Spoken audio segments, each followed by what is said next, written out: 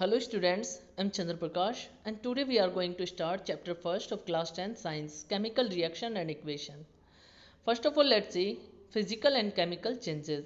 Students, you have already studied about physical and chemical changes in class 9th. Now let's see again chemical change. Student, chemical change क्या होता है? One or more new substance with new physical and chemical properties are formed. Means अगर हमें reaction करवाने पर, किसकी reaction करवाने पर, टू और मोर न्यू सब्सटेंस की रिएक्शन करवाने पर क्या मिले, न्यू प्रोडक्ट मिले, तो हम क्या बोलेंगे कि हमारा जो चेंज है वो कैसा चेंज है, केमिकल चेंज है। जैसे फॉर एग्जांपल हम देख सकते हैं यहाँ पे बर्निंग ऑफ एनी सब्सटेंस।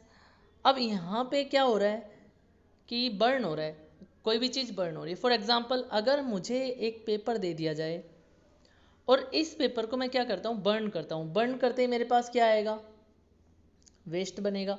अब जो वेस्ट होगा क्या मैं उससे वापस पेपर बना सकता हूँ? नहीं बना सकता। तो ऐसे चेंज जो होते हैं वो क्या होते हैं, केमिकल चेंज होते हैं।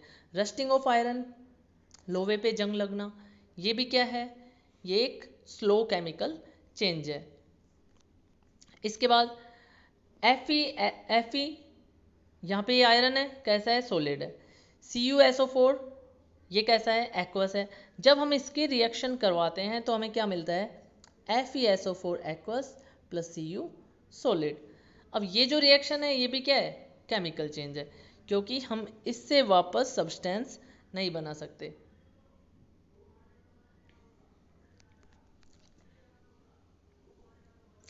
Here when copper sulfate react with iron, so students ये क्या कहता है कि जब हम कॉपर सल्फेट की आयरन से, ये कॉपर सल्फेट है और ये आयरन है, ये इनके केमिकल फॉर्मूलाज हैं। जब हम कॉपर सल्फेट की आयरन से रिएक्शन करवाते हैं तो हमें न्यू सब्सटेंस मिलता है, और वो न्यू सब्सटेंस क्या होता है, ferrous sulphate and copper. Okay students, now second physical change. Student physical change क्या होते हैं, चेंज इन कलर और स्टेट। इसका मतलब चेंज इन कलर और state occurs but no new substance is formed. जैसे फॉर एग्जांपल अगर हमें वाटर दे दिया,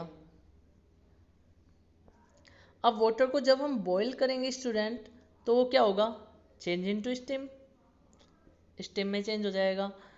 अब देखो जो वाटर होता है उसका केमिकल फॉर्मूला क्या होता है, H2O, और स्टीम जो होती है उसका भी केमिकल फॉर्मूला क्या होता है, H2O।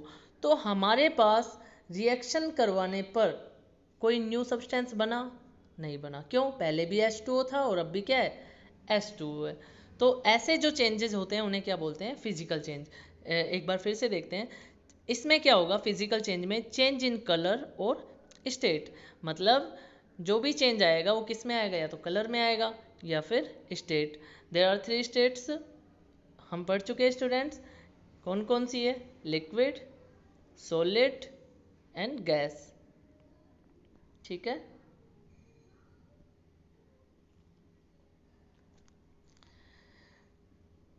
Now let's see difference between chemical and physical change. Okay, so इसमें डिफरेंस क्या होता है, physical change and chemical change. Physical change, in physical change no new substance are product is form. कि physical change में क्या नहीं होगा, कोई भी न्यू सब्सटेंस नहीं बनेगा। Chemical change, in a chemical change always new substance. और केमिकल चेंज में क्या होता है स्टूडेंट्स, कि हमेशा एक नया सब्सटेंस बनता है। Physical change is reversible, physical change कैसा होता है, रिवर्सिबल होता है। फॉर एग्जाम्पल अगर हम वाटर को ठंडा करें,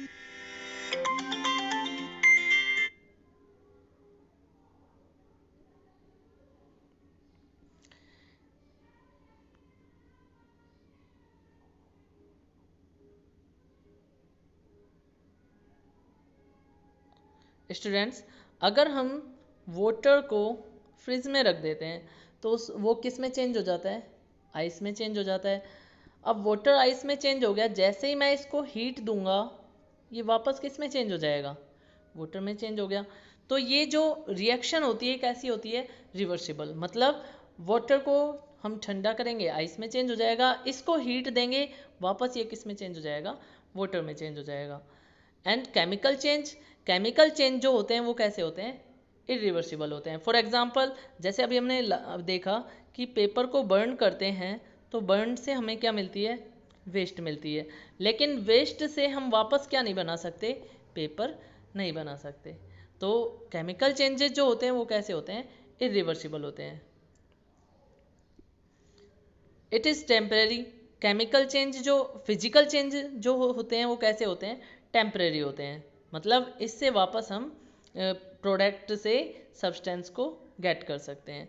लेकिन जो केमिकल चेंज होते हैं, केमिकल चेंज कैसे होते हैं, परमानेंट होते हैं। इसका मतलब एक बार हमने कोई भी रिएक्शन करवा दी तो वापस उससे हम क्या नहीं लेके आ सकते, सब्सटेंस को वापस नहीं लेके आ सकते। Chemical composition in unchanged and chemical composition is changed. इसमें केमिकल कंपोजिशन कैसे हो जाते हैं, अनचेंज्ड रहते हैं, और इसमें चेंज हो जाते हैं। Chemical reaction, student chemical reaction क्या होती है, it is a process in which one or more new substance formed new substance. इसका मतलब कि जब हम कोई भी टू और मोर सब्सटेंस की रिएक्शन करवाते हैं तो हमें क्या मिलती है, एक प्रोडक्ट मिलता है। ओके स्टूडेंट, ऐसी जो रिएक्शन होती है उसे हम क्या बोलते हैं, केमिकल रिएक्शन। अभी हमने इससे पहले भी देखा था कि जब हम H2 प्लस O2 की रिएक्शन करवाते हैं तो हमें क्या मिलता है स्टूडेंट, H2 मिलता है। ओके, अब यहाँ पे H2 क्या है स्टूडेंट, H2 यहाँ पे गैस है, O2 क्या है, O2 भी गैस है, लेकिन H2 क्या है, H2O वाटर लिक्विड है। तो यहाँ पे हमें जो मिला वो कैसा सब्सटेंस हुआ, न्यू सब्सटेंस हुआ। ओके, तो ये जो चेंजेस होते हैं क्या होते हैं, chemical change. And it cantt be reversed by physical method. और केमिकल रिएक्शन जो होती हैं उन्हें हम किसी भी फिजिकल मेथड से वापस गेट नहीं कर सकते। फॉर एग्जाम्पल फिजिकल मेथड आप लोग 9th क्लास में पढ़ चुके हैं। फिजिकल मेथड्स क्या क्या होते हैं, filtration, distillation, evaporation, magnetism. Okay, now chemical reaction involves, chemical reaction में क्या क्या इन्वॉल्व होता है, चेंज इन स्टेट, मीन्स जब केमिकल रिएक्शन होगी तो उसमें क्या चेंज हो सकता है, उसकी स्टेट चेंज हो सकती है। मीन्स सॉलिड, लिक्विड और गैस, इन स्टेट में चेंज आ सकता है। Change in colour, colour change हो सकता है। चेंज इन टेम्परेचर, टेम्परेचर में चेंज आ सकता है। Evolution of gas, means reaction होगी तो कहीं से क्या निकल सकती है, गैस निकल सकती है। Okay students,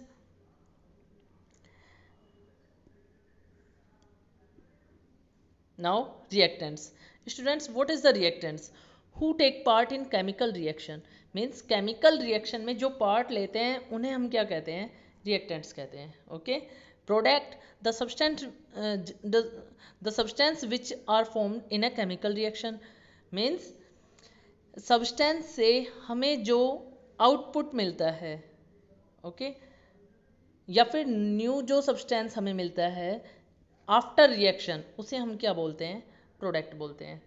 when magnesium ribbon burnt in air gives us magnesium oxide. Students ये हमें क्या कहता है कि जब हम मैग्नीशियम रिबन को बर्न करते हैं, एयर मीन्स यहाँ पे एयर के लिए हम ऑक्सीजन ले रहे हैं, ऑक्सीजन के साथ जब बर्न किया जाता है तो हमें क्या मिलता है, मैग्नीशियम ऑक्साइड मिलता है। केमिकल इक्वेशन, स्टूडेंट्स अब हम पढ़ते हैं केमिकल इक्वेशन। केमिकल इक्वेशन क्या होती है, a chemical reaction can be represented by chemical equation, means जब कोई भी केमिकल रिएक्शन होती है उसे हम किससे रिप्रेजेंट कर सकते हैं, केमिकल इक्वेशन से। It involves use of symbol of substance of reactant and product with mention of physical state. Okay students, अब ये क्या कहता है कि अगर हमें कोई भी रिएक्टेंट्स दे दिए जाएं या कोई भी रिएक्टेंट्स दे दिए जाए और रिएक्टेंट से आफ्टर रिएक्शन हमें क्या मिलता है, प्रोडक्ट मिलता है, तो इनको इनकी फिजिकल स्टेट के साथ, physical state means solid, liquid और गैस के साथ मेंशन किया जाता है, और साथ क्या लिखा जाता है, उनका केमिकल फॉर्मूला लिखा जाता है, उसे हम क्या बोलते हैं, केमिकल इक्वेशन बोलते हैं। अब आता है एक्वस सॉल्यूशन। एक्वस सॉल्यूशन क्या होता है, it is a solution in which solvent is water, means water के साथ कोई भी जो सॉल्यूशन होता है उसे हम क्या बोलते हैं, या फिर वाटर के साथ कोई भी सब्सटेंस का जो सॉल्यूशन होता है उसे हम क्या बोलते हैं, एक्वस सॉल्यूशन। ओके स्टूडेंट्स, अब हम एक रिएक्शन लिखते हैं Mg प्लस O2। अब इसकी जो रिएक्शन करवाते हैं हम, तो हमें क्या मिलता है, MgO मिलता है। ओके, अब आप लोग कहोगे कि सर यहाँ पे ये बैलेंस ही नहीं है, क्यों, क्योंकि यहाँ पे Mg के कितने एटम है, 1, ऑक्सीजन के कितने एटम है, 2, और यहाँ पे MgO, यहाँ पे देखें तो Mg1 और OB1। तो ऐसी जो इक्वेशन होती है इन्हें कहते हैं, ये कैसी है, अनबैलेंस है, और अगर कोई रिएक्शन अनबैलेंस है तो उसे हम बोलते हैं skeletal, skeletal equation. Okay student,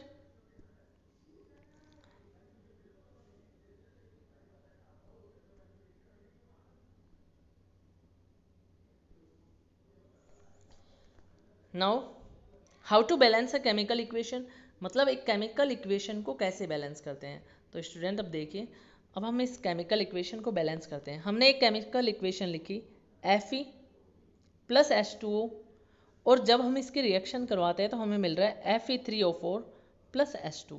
student अब यहाँ पे मैं पूछता हूँ, मैंने एक टेबल ड्रॉ की, मैंने एलिमेंट लिखे, रिएक्टेंट लिखे और प्रोडक्ट लिखे। याद रखना, जो एरो के टेल की तरफ होते हैं वो होते हैं रिएक्टेंट, और हेड की तरफ होते हैं वो होते हैं प्रोडक्ट। ओके स्टूडेंट, तो अब देखो हमने एक टेबल ड्रॉ की। अब मैं पूछता हूँ स्टूडेंट, यहाँ पे Fe जो आयरन है इसके कितने एटम है, 1। इस तरफ हम प्रोडक्ट में देखें तो Fe3 है, आयरन के 3 एटम है, 3। ओके, उसके बाद हाइड्रोजन के 2, और इधर हाइड्रोजन के 2, 2 और ये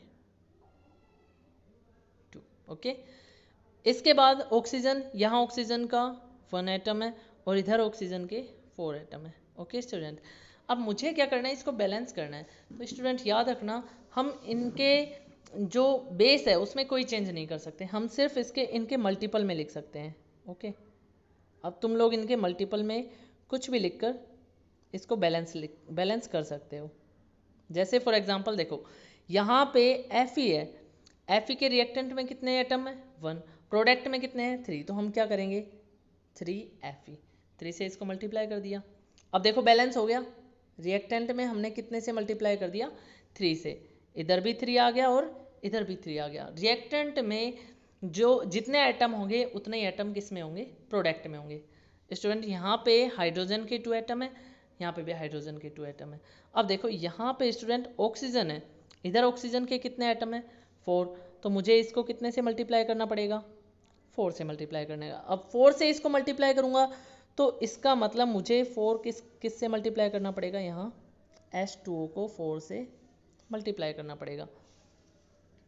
अब H2O को जब मैंने 4 से मल्टीप्लाई करा तो हाइड्रोजन के कितने एटम हो गए स्टूडेंट, हाइड्रोजन के 8 एटम हो गए, लेकिन अपने पास इधर हाइड्रोजन के कितने एटम है, 2 एटम है। तो मैं क्या करूँगा, यहाँ पे इसको भी मैं किससे मल्टीप्लाई कर दूंगा, 4 से। तो अपनी जो नई रिएक्शन आई वो क्या आई, 3Fe plus 4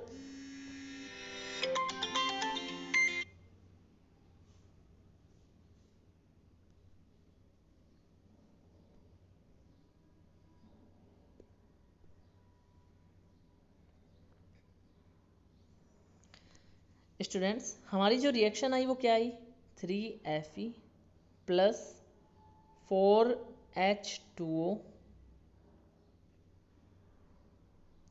Fe3O4 plus 4H2। Okay student, ये हमारा था कि हम कोई भी इक्वेशन को बैलेंस कैसे करते हैं। ओके, नाउ आगे चलते हैं student. Why do you need to balance a chemical equation, means एक केमिकल इक्वेशन को बैलेंस करना क्यों ज़रूरी है। Law of conservation of mass, तो स्टूडेंट क्लास 9th में आप लोग पढ़ चुके होंगे लॉ ऑफ कंजर्वेशन ऑफ मास। अच्छा बताइए what is the law of conservation of mass student. चलो मैं बताता हूँ।